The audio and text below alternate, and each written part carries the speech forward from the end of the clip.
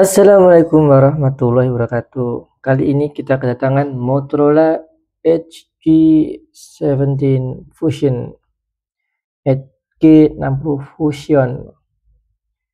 Ini belum lama masuk di Indonesia, terbaru dari yang versinya sebelumnya ya, Motorola G45 Style. Sekarang dia masuk ke mid range. Langsung aja kita buka. Sebelumnya ini boxnya sangat simple ya, dengan plastik free packing, jadi nggak ada plastiknya. Nah, ini aku datangnya warna Phantom Slipstream varian RAM 12 256 GB. Resminya ini dibuatnya di Indonesia loh. Mantap Motorola. Untuk belakangnya dia nggak ada keterangan yang mendetail tentang spesifikasi dari HP ini, cuma ada logo 5G yang menandakan dia sudah support 5G. Langsung aja di dalamnya kita lihat. Kita dapat free hard case nih, bahannya plastik, sedikit licin, kurang nyaman kalau untuk dipakai. Dapat buku-buku panduan, dapat free perdana yang katanya dapat sampai 60 GB tapi dibagi dalam setahun.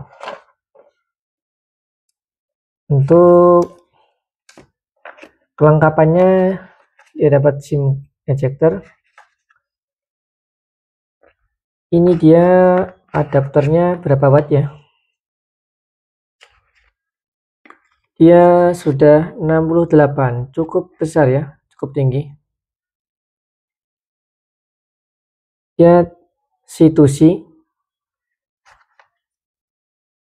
terbaru ya, C2C. Untuk kabelnya hitam, warnanya elegan, sama seperti versi G45, hitam-hitam. Ini untuk HP-nya. Warna Phantom Slipstream. Ada dua varian, yang satunya hijau kayak G45 punya aku. Ini pengen warna yang lain. Ini tekstur vegan letternya. Ada tekstur vegan letternya. Untuk layar dia sudah melengkung 4 sisi. 4 sisi sudah melengkung. Untuk HP di harga 5 juta ini wajar sih. Tapi untuk layarnya dia sudah OLED.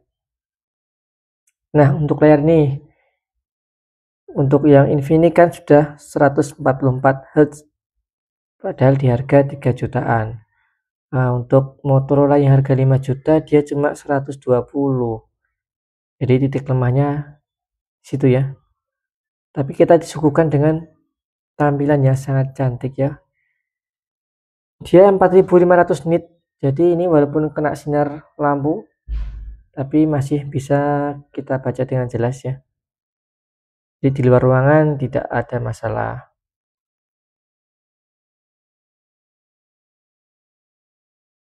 Dia juga sudah IP68 dan 69.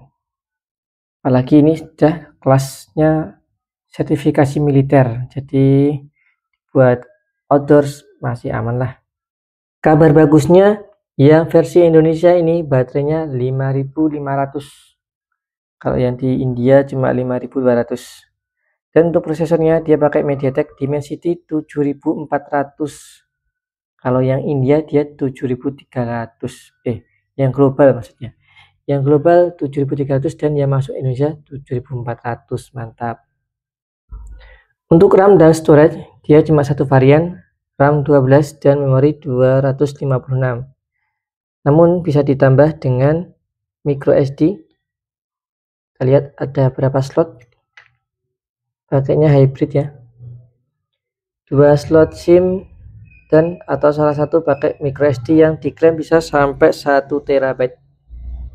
Tapi sayangnya untuk penyimpanannya dia masih UFS 2.2. Sedangkan yang lain udah mulai sampai 4.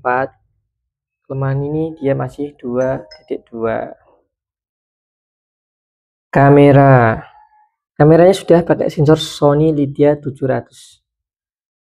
Ada 3 kamera utama 50 megapiksel, kamera ultrawide 13 megapiksel, dan kamera depannya 32 megapiksel. Untuk telenya juga ada ya, kamera tele. Untuk video dia support sampai 4K tapi hanya mentok di 30 fps. Kalau mau 60 fps hanya ada di mode Full HD. Untuk kamera depan dia bisa sampai 4K juga tapi juga mentok di 30 fps. Sedangkan untuk kameranya dia ada ultrawide-nya juga di depannya, jadi lebih lebar. Untuk kamera belakang ada makro dan wide-nya, ultrawide-nya 0,5.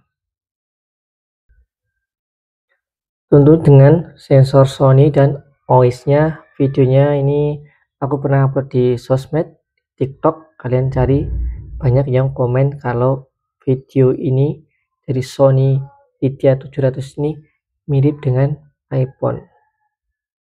Coba untuk makronya.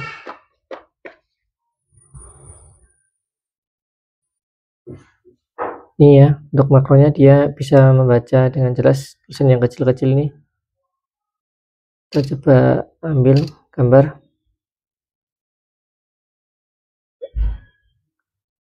Oke, untuk ultrawide dia 0,5.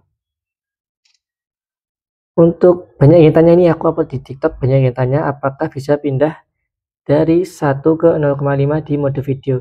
Jawabannya kalau kalian pakai 60 fps dia nggak bisa, tapi kalau pakai 30 fps dia bisa pindah dari 0,5 ke 1 ya, ultrawide ke kamera utama. Ini sedang merekam, dia bisa turun ke 0,5 tapi ada jeda sedikit ya karena dia pindah lensa.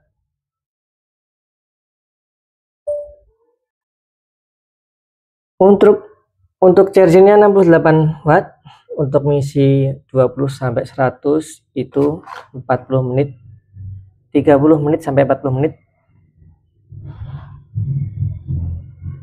OS-nya juga sudah Android 15, janjikan sampai 3 tahun update. Langsung ke kekurangannya. Pertama tadi ya, layarnya hanya support 120 Hz, sedangkan kompetitor sudah mulai 144.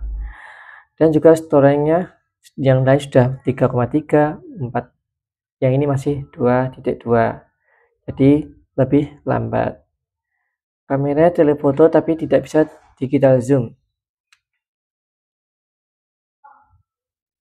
Jadi kalau kalian ambil ini silakan jadikan pertimbangan apakah itu menjadi kekurangan atau enggak masalah.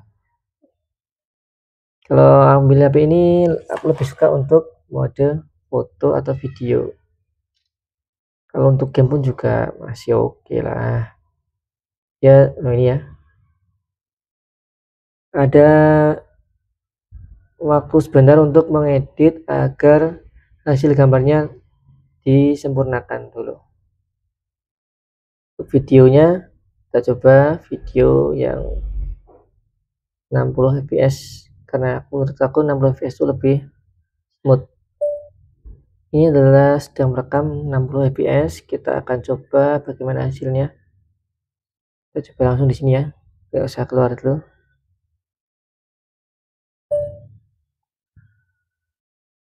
Ini adalah hasil dari perekamannya. Kalian bisa nilai apakah smooth. Kalau di TikTok aku sudah upload video di luar, jadi lebih bagus. Dan banyak yang komen kalau itu mirip kamera iPhone. Jadi sekian sekilas pandang ya ini. Sekilas pandang tentang Motorola HD60 Fusion. Untuk video selanjutnya aku akan coba dulu pakai beberapa hari. Setelah itu kita akan upload video tentang kesan dan pesan untuk Motorola HD60 Fusion. Terima kasih sudah menonton, semoga video ini bermanfaat. Assalamualaikum warahmatullahi wabarakatuh.